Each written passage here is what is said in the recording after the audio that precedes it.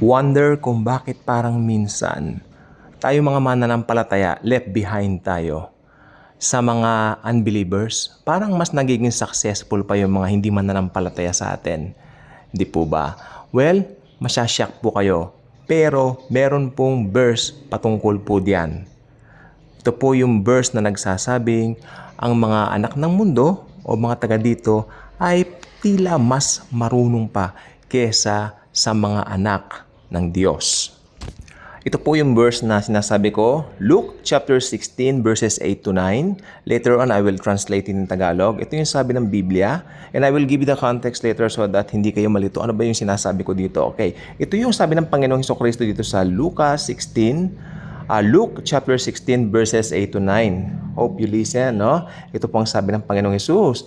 And the Lord, small yung Lord dito. Ito yung Lord niya yung parang nag-appoint sa kanila di ba? Kasi merong steward dito na parang unjust. Yung, makinig po mabuti, yung unjust na steward, it represent unbelievers. Di po ba? Ito yung may ginawa siyang hindi maganda. Okay, ito yung mga tipong mga taong wise dahil natatakot sila ng mangyayari sa future. It only represents them as someone without God. Kasi takot sila ako nung mangyayari sa future kasi hindi nga nila kilala si Lord Jesus, 'di ba? So ito yung nakalagay sa Luke chapter 16 verses 8 to 9. And the Lord commended the unjust steward. Kinumended pa rin niya. Kasi nga wise. Pero ang sabi dito, tignan niyo yung banat niya rito, because he had done wisely. For the children of this world are in their generation wiser than the children of light. Sa Tagalog, sabi niya rito, at pinuri ng amo na lang gamitin natin sa Tagalog, mas maganda, at pinuri ng amo yung masamang tagapaglingkod dahil siya ay wise. Siya ay matalino. Yan, matalino. Okay, dahil ang mga anak ng mundong ito ay mas matatalino kaysa sa mga anak ng kaliwanagan. Mga kapatid, tayo po ang anak ng kaliwanagan. Tayo mga born-again Christians. Okay? Ngayon, itatanong niyo po ako, bakit nga ba mas wise ang mga unbelievers? Kasi kahapon po nakapanood po ako ng vlog. Dito po sa maraming platforms ako nakita. Meron sa FB, meron sa YouTube. But it tackles the same person and the same business. No? Itong taong ito, makikita mo sa lifestyle niya, talagang hindi niya kilala si Jesus. Ne? Talagang without Jesus, no? Makikita mo, sarili lang talaga. Pero ang tanong, bakit nagiging successful po sila? Matagal ko na po itong iniisip. Pero ang Biblia po talagang may karampatang kasagutan at katugunan. So, nung binigay na sa akin yung proper revelation, eto na po ako, nag-record na. Okay. Why are the children of the world wiser than the children of light? Okay.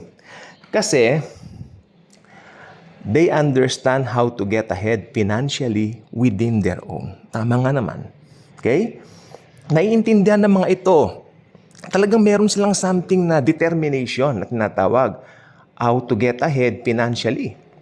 Kasi puro perang nasa isip ng mga ito Gusto makipagpayabangan, gusto makipagsabayan sa trending. So gagawin nila lahat. Tandaan niyo po, huwag niyong kaiinggitan yung mga ganyan. Yung mga taong ganyan, walang Kristo sa puso, mas higit tayo sa kanila.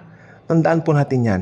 Ayan they understand how to get ahead financially within their own economic system, whereas God's children, ito po tayo, parang kulelat dito whereas God's children are unaware.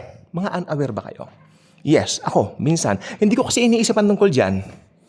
Ang iniisip ko lang si Jesus. Oo. Whereas God's children are unaware. Pero ganun pa man, bless ako ng todo-todo.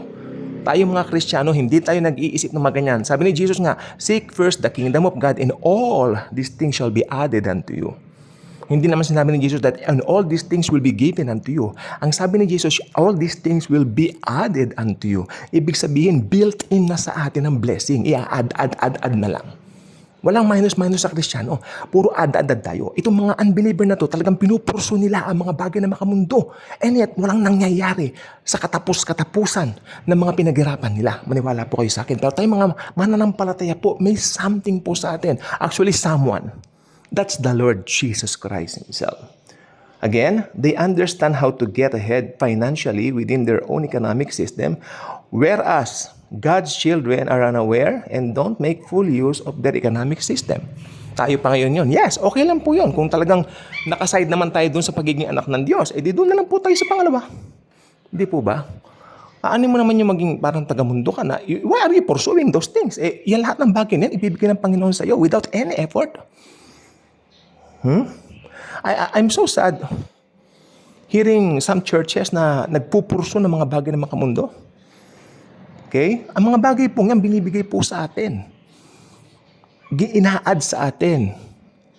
Ang maganda maging focus ng isang Kristiyano is to share the gospel, to share the good news of the Lord Jesus Christ. Ayan kasi tignan po ninyo.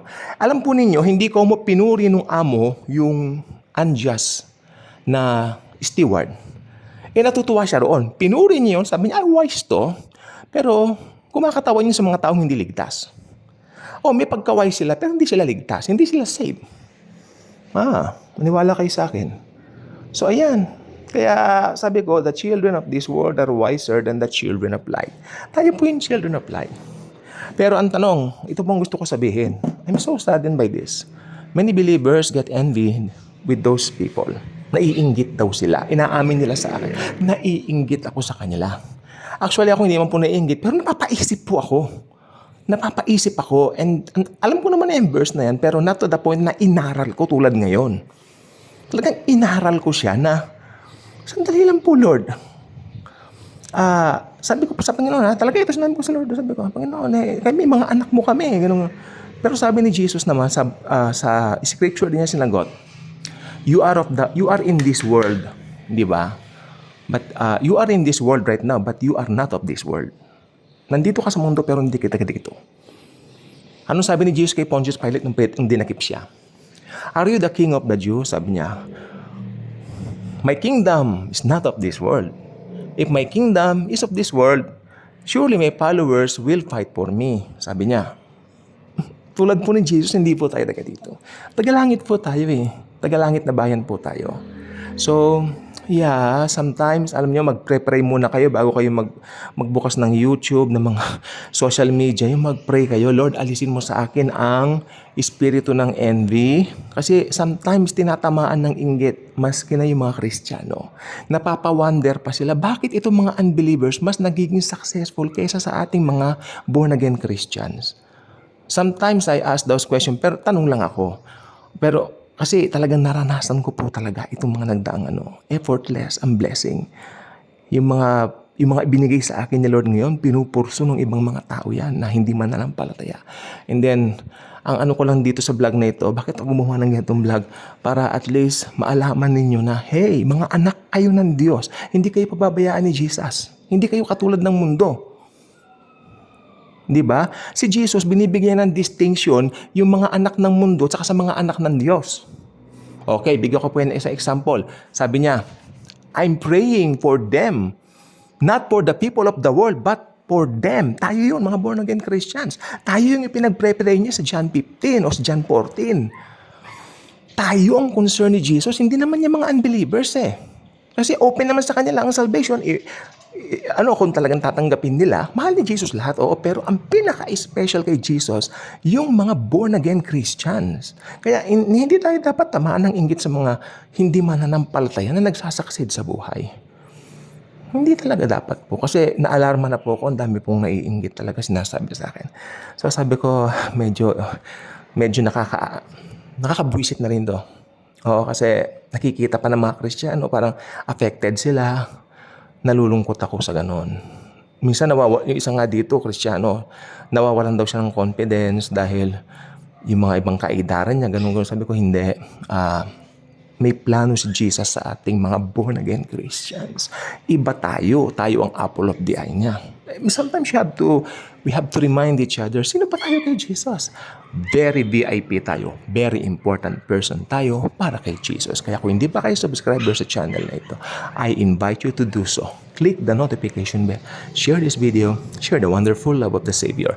The Lord Jesus Christ Himself. Again, huwag tayong maiinggit sa mga unbelievers. Bagkus ipag-pray natin yung mga unbelievers na makakilala rin sa Panginoong Hesus. Sapagkat yun ang pinaka-importante na kanilang dapat makilala sa buong buhay nila. Thanks in Jesus truly loves us all.